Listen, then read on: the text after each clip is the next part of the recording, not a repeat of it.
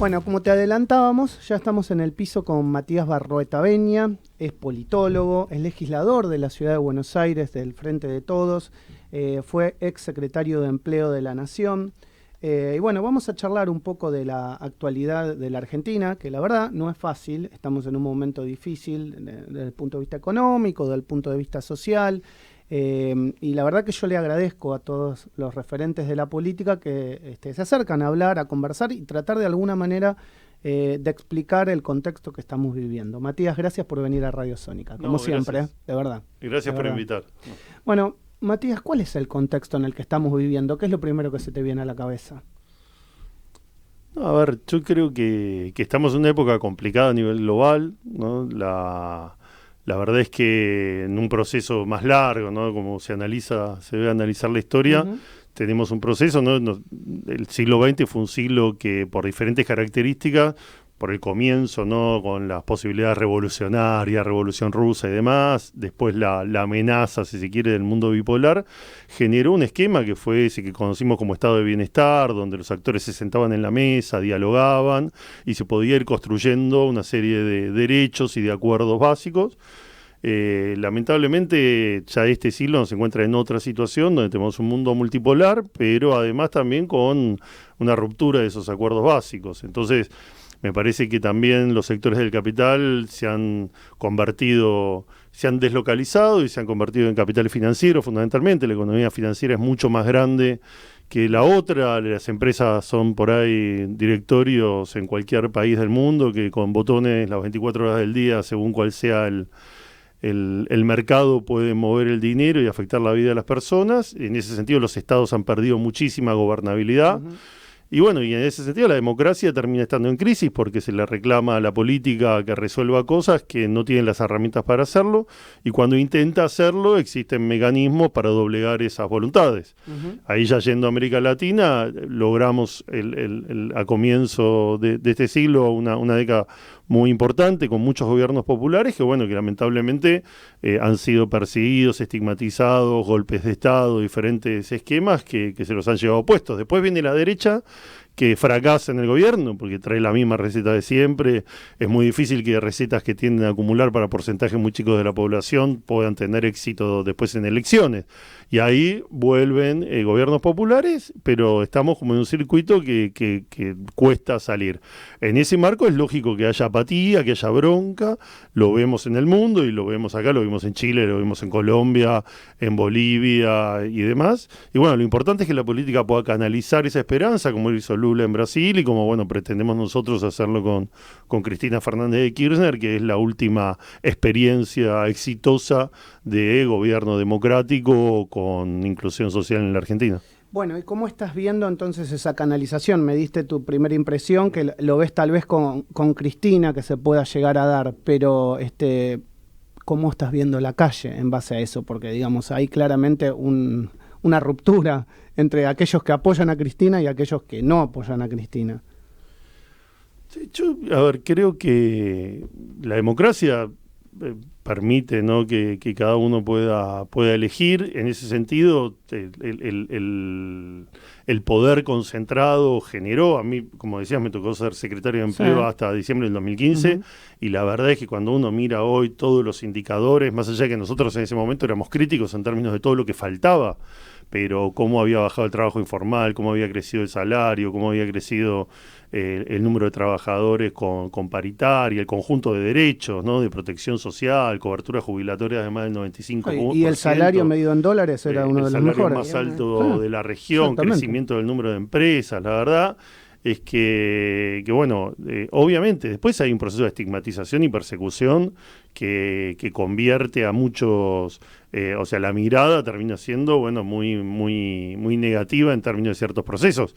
Yo creo que uno de los errores, recién decía, valoro que venga, yo creo que uno de los errores de nuestro espacio político, sectores importantes de nuestro espacio político, fue a partir del conflicto con el campo y demás, no ir a dar la discusión en los medios hegemónicos. Es muy posible, ¿sabés que es muy posible? porque eso hace que se estigmatice, qué sé yo, con gente de la Cámpora, por ejemplo, que los conozco, supongo que conocerás vos, ¿no? Sí, obvio. No sé, Paula Penaca, María Recalde, demás. Son gente bárbara, formada, con ideas, pero muy que cuesta tal vez ir a los medios. De la democracia y no van muchas veces. Y del otro lado tenés gente que habla sola, que no sostiene. Además, cuando uno ve el debate, nosotros en la legislatura, todas las sesiones, le ganamos la discusión, o sea, los argumentos son muy endebles, están acostumbrados a hablar solos. Ellos van a La Nación Más, se sientan, hablan solos y dicen, qué bien, y decime, qué barbaridad más, sí, bueno, qué chorra, y listo. Tenés que discutir cualquier política económica, laboral, internacional, y no tienen ningún argumento, con lo cual me parece que es un error, además de que obviamente es una estrategia del poder en términos de ningunear, pero hizo que se estigmatice a ese sector político de una manera que permite que hasta que la traten de matar y digan que es una mentira, ¿no? Matías, me quiero meter un poquito en lo que hemos vivido ayer. Hicimos como el marco general para meternos en la sociedad, lo que nos pasa hoy en Argentina y sobre todo en el área metropolitana. ¿Cómo ves lo que pasó ayer con Sergio Berni, el accional en general de la policía de la ciudad, que obviamente podés hablar por ser legislador de la ciudad, y bueno, obviamente lo que se vivió? Lo primero, condenar totalmente, ¿no?, la violencia. Nosotros tenemos que cualquier tipo de violencia hacia cualquier sector político, porque bueno, uno de los logros de estos 40 años de democracia es poder canalizar la política y los conflictos y la resolución de conflictos que existen en la sociedad a través de mecanismos democráticos, con lo cual hay que condenar toda violencia. Y después, bueno, más cuando se trata de muchos pegándole a uno, me parece que eso tiene además otras connotaciones. Después, claramente, hay una situación de inseguridad muy fuerte. Siempre esto lo señalamos y es un vaivén. Cuando vos tenés pobreza, cuando vos tenés indicadores sociales como los que existen, vas a tener un crecimiento de la inseguridad, porque la desigualdad y la concentración de recursos en unos pocos, en todo el mundo está probado que está correlacionado con la inseguridad. Eso no quiere decir que cualquiera que tenga una dificultad económica se convierta en un delincuente, ni va a salir a robar. Algunos salen a cartonear, otros tratan de buscar las changas, buscan otros trabajos, como demuestra la baja del número de desocupados y la cantidad de subocupados que están buscando empleo de mayor calidad, pero también se produce ese otro fenómeno, atravesado obviamente por el fenómeno del narcotráfico y todo lo que complica a la sociedad, la ausencia del Estado en esos sectores. Eso es un dato real, y la vida de las personas, si bien Argentina no tiene, y esto hay que decirlo más allá de que caiga mal, Argentina no tiene indicadores de muerte por homicidios que sean altos a nivel global, son mucho más bajos que todas las capitales, prácticamente todos los países de la región, muchísimo más bajos que las ciudades de Estados Unidos. Sin embargo, cada muerte es complicada. Y hay que intentar evitarlas todas. Me parece que después, bueno, obviamente hay un reclamo fuerte y en ese sentido, bueno, el Estado tiene que dar respuesta. La respuesta la da a través de las fuerzas de seguridad, que son un espacio, junto con la justicia, que nunca se democratizó en la Argentina. Es decir, seguimos con la misma fuerza de seguridad de la dictadura. La única fuerza que generó... Como estructura lo decís, ¿no? Sí, como estructura, como mentalidad, como la forma en la que se plantan para ejercer su poder, además atravesados por convertirse en un ente administrador del delito. Es decir, todos sabemos que detrás de cualquier delito hay algún sector de la fuerza policial, ¿no? En el robo de autos, en narcotráfico, en cualquiera de los delitos hay algún sector de la fuerza. De hecho, había una teoría, ¿no?, que en su momento se explicitaba en la época de Duhalde, que era que había como una indicación de decir, mira, la verdad es que es mejor que esto lo manejen la fuerza de seguridad y no que se produzca el efecto Colombia y demás. Estaba hasta teorizado, ¿no? Me parece que ahí hay un problema. ¿Te acordás que estaba la frase de la maldita policía, que siempre era la policía? Claro, lo que pasa es que ahí se da una situación muy compleja. A ver, hay una fuerza que es la fuerza aeroportuaria que generó Marcelo Saín, que tiene otra mirada, que fue constituida de otra forma, tienen otros mecanismos, más allá de algún problema que pueda haber, tienen otra forma. En la Ciudad de Buenos Aires se desperdició la posibilidad de tener una fuerza al tener una policía nueva, y se generó lo trajeron a Palacio, lo trajeron en su momento, bueno, ya tuvieron muchísimos escándalos en la policía de la ciudad, recordemos, de represión, la represión en el Borda, represión, bueno, acá en el Teatro San Martín. ¿Y cómo crees que actuaron en este caso particular? ¿Cómo crees que actuó la policía de la ciudad? Porque hay imágenes que la verdad, viste, del policía pegándole a uno de de los colectiveros que estaban, Sí. ¿cómo crees que actuaron? No, yo creo que la policía de la ciudad actuó igual que actuó siempre. Lo que pasa es que ahora, por las internas del PRO, se ven los medios de comunicación masivos. Ok. O sea, la verdad es que antes vos no tenías. Estos últimos meses, ¿qué pasó? Estuvo el caso de Lewis, ¿no? Cuando fueron el Marcelo de Alessandro, ministro de Justicia y Seguridad, junto con el jefe de los fiscales Maíque, junto con miembros del Grupo Clarín, Servicio de Inteligencia y miembros de la Justicia, Al sur. al sur.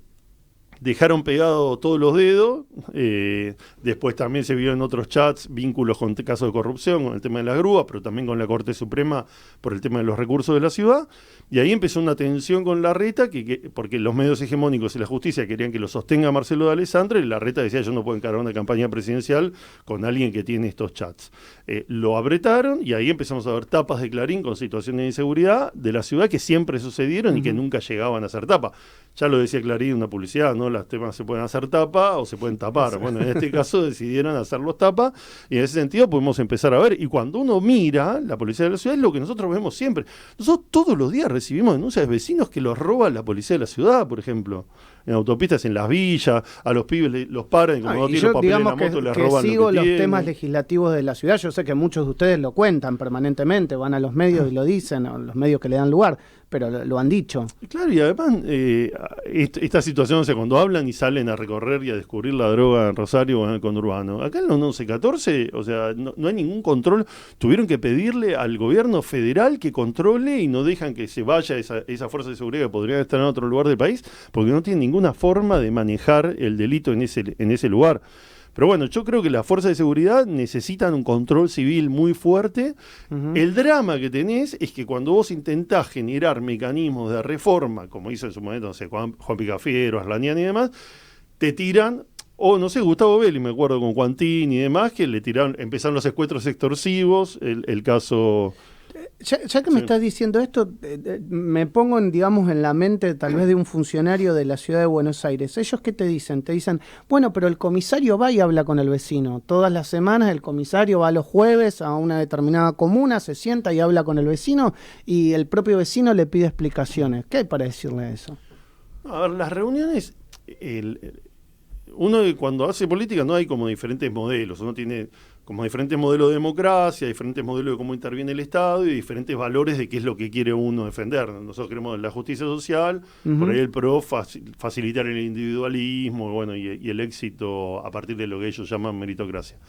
En el caso de la democracia, nosotros estamos convencidos de la democracia participativa, estamos convencidos que cuando uno airea, que cuando se puede participar, debatir y efectivamente se dan esas reuniones, eso es mejor. De hecho, en el momento cuando estaba Nilda Garré, ministra de Gobierno Nacional, estaban los foros de seguridad que funcionaban. Pero esos lugares eran lugares muy calientes, donde la gente iba con mucha bronca, con muchas denuncias y que había que poder manejarlos con políticas comprometidas. En el caso del PRO es una farsa, la participación siempre es una farsa con el PRO. Ellos lo que hacen son invitaciones donde te preguntan a qué vas a ir y según si vas a reclamar te dejan afuera de la reunión. O sea, todas esas visitas que va a la rete, que se junta con los comisarios y qué sé yo, tienen derecho a admisión y tienen guionado quienes pueden preguntar. Okay. Es decir, vos llegas a la reunión y los que van a preguntar son estos 5. Vos venís a tirar algún tema complicado, no te dejan entrar o no te dejan hablar. O sea, esto es una denuncia permanente en toda la ciudad. Después, bueno, la policía de la ciudad tiene efectivamente un número y una cantidad de efectivos que es muy importante en términos de la población, un territorio muy acotado, 204 kilómetros cuadrados comparados con otras fuerzas, y tiene algunas herramientas de tecnología. Sin embargo, nosotros hicimos un informe del Centro de Estudios Metropolitanos, que se llama, lo que se llama zonas calientes, hotspots, es el mecanismo que se usa en todo el mundo, y lo que vos ves es que siempre el delito se comete en los mismos lugares, o sea, por más que haya cámaras, por más que haya mapa del delito, siempre a lo largo de los años, en los mismos lugares los delitos, con lo cual lo que hay es alguna connivencia policial para que algunos delitos se cometan en algunos lugares y algún intento de control en otras zonas, y por eso tenemos la desigualdad en la ciudad, que también es en inseguridad, ¿no? Donde está muchísimo más peligrosa la zona sur que la zona norte de la ciudad. No quiero dejar pasar el momento para consultarte sobre Costa Salguero, porque es un tema, una bandera importante que se ha llevado por parte del Frente de Todos, de muchos legisladores y de gran parte de sectores del Frente de Todos. Se dio una sesión especial por primera vez en la historia, era una sesión a través de 53.000 firmas que se juntaron por parte de de los ciudadanos de Buenos Aires, donde se pedía la instalación de un parque público y donde se tuviera acceso público digamos, al agua, a la costa, a la costa ribereña de la ciudad de Buenos Aires. Bueno, finalmente esa sesión no salió como querían muchos vecinos y se van a construir torres. ¿Tu opinión al respecto? Sí, Buenos Aires tiene una característica, ¿no? Todos sabemos que vivir en la ciudad de Buenos Aires implica que uno puede desarrollar toda su vida sin ver el río nunca, ¿no? Sobre todo sectores populares y demás que no van a Aeroparque o que no van por algún motivo. Y eso tiene que ver con la forma en la que se dio su historia, si se quiere, pero sobre todo en el último tiempo, porque a comienzo del siglo pasado, bueno, Irigoyen, el gobierno radical de comienzo, alrededor de 1920, se constituyó la Costanera Sur, que era un lugar donde la gente iba, se bañaba, disfrutaba. Después, en el 38, la Costanera Norte, también con mucho movimiento. Y después, a partir de ahí, empezó un proceso de privatización. Hoy solamente el 20% de la costa es accesible, pública, a las 24 horas del día. Después vos tenés clubes privados elitistas, como en el caso de Cuba, el Liceo Naval, tenés el Tiro Federal, tenés el Yacht Club, tenés el puerto, tenés centrales eléctricas, tenés Costa Salguero, Punta Carrasco, que estaban privatizadas. ¿Cómo estaban privatizadas? El caso de Costa Salguero, una concesión irregular que venía desde el gobierno de Menem, que le daba a una empresa Telemetrics toda esa zona a cambio de un canon. Si pagaba uno de canon, se daba vuelta y recaudaba 100 de cada uno de los que estaban adentro, de un centro de convenciones, de un boliche, un hotel, una cancha de golf. Parecido a lo de las grúas, me querés decir. Todas las concesiones de la ciudad son así. Todas las concesiones de la ciudad son así, que evidentemente en las grúas, si hablaban en los chats de unos sobres con dólares, bueno, evidentemente hay un pago por otro lado, si no el Estado es muy, muy estúpido. En este caso, además, con un vínculo muy fuerte, donde el PRO va y festeja, hace sus comandos de campaña, donde el que era el dueño de la empresa es pareja de una ex legisladora y diputada del PRO, es decir, hay un vínculo ahí. Cuando termina esa concesión, que lo que debería haberse hecho es limpiado todo, ya hace 1 año y medio, tendrían que haber tirado todos los edificios abajo y convertirlo en un espacio de la ciudad, ellos hicieron una ley para poder venderlo. Ya en esa ley hicieron trampa, fin del 2019, porque uno de los logros de que nos haya ido mejor en elecciones es que no tienen los 40 votos, entonces no pueden vender más tierras. Todas esas tierras que vendían no las pueden vender a partir de no tener los 2/3. El día antes de perder los 2/3 hicieron votar una ley para poder vender Costa Salguero. Esa ley terminó en la justicia porque hicieron trampa, porque lo declararon de dominio privado en vez de público y no pasaron todo el proceso de doble lectura y demás. Eso está frenado, pero después votaron otra ley donde le dieron la normativa que le permite construir los edificios. Esa es la que nosotros intentábamos modificar. Se hizo una audiencia pública, la más grande de la historia de la ciudad, 7.000 inscriptos, salimos a juntar 53.000 firmas, ignoran todo y deciden avanzar con este proceso. Ahí eso tiene tres contras. Una, desconocer los mecanismos de participación democrática, ni siquiera citaron a comisión, le permitieron a los firmantes que vengan a hablar, nada. 2, que no tengamos un parque público. La verdad que después de la ola de calor del verano cada vez está más claro que no necesitamos cemento ahí, que es fundamental por el tema del cambio climático, mitigación, por tener más superficie absorbente, porque entran los vientos, la temperatura en la costa es diferente al centro de la ciudad, por montones de motivos. Y 3, lo que quieren construir edificios.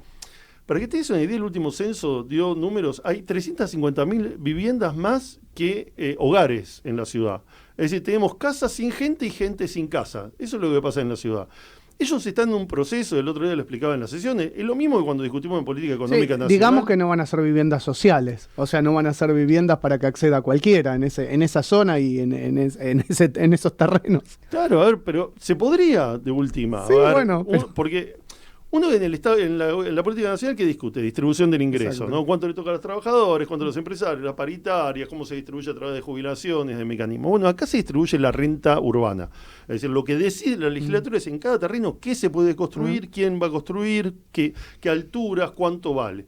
Ellos lo que hacen es concentrar en 5 comunas todo, cambiaron el código urbanístico, todo para construir ahí.